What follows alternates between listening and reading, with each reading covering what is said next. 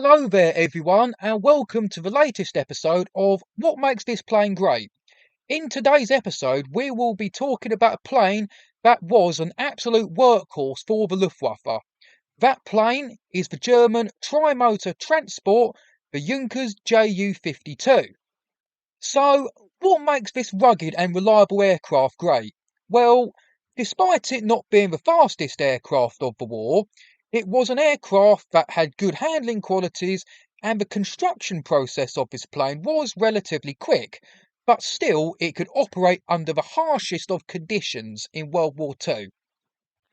The Ju-52 is known as a transport aircraft, and it served as a transport aircraft before, during and after World War II, and they are still being used today for sightseeing trips. Anyway, they were also used for other roles and purposes too.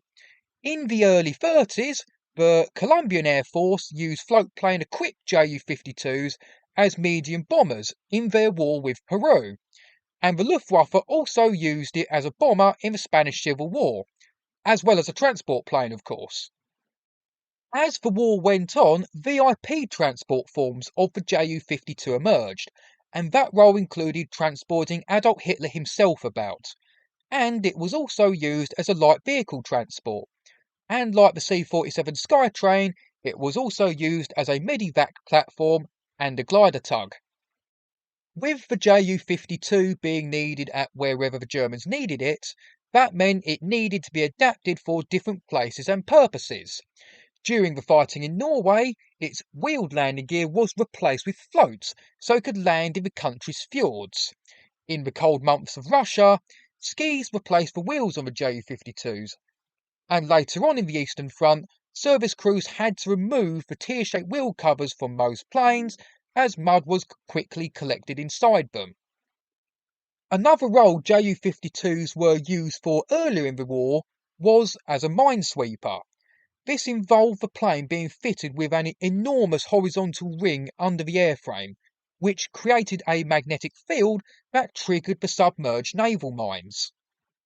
The Ju-52's finest hour would be when Hitler launched Operation Mercury to capture the island of Crete. Over 500 Ju-52s dropped 4 parachute regiments onto the island and also ferried the 5th Mounted Division to one of the captured airfields. Operation Mercury was the first battle conducted entirely by paratroopers and air landing forces. The last thing I'll say before I go is that throughout the war, if Ju-52s weren't supplying the troops themselves, they'd be supplying food and ammunition, etc., for the troops. So that's it for this latest episode of What Makes This Plane Great. Please like and subscribe, hit the bell for notifications, check out the 2 videos that come up at the end, leave a nice little comment below, and please check out my CD reviews and playlists I made. Cheers.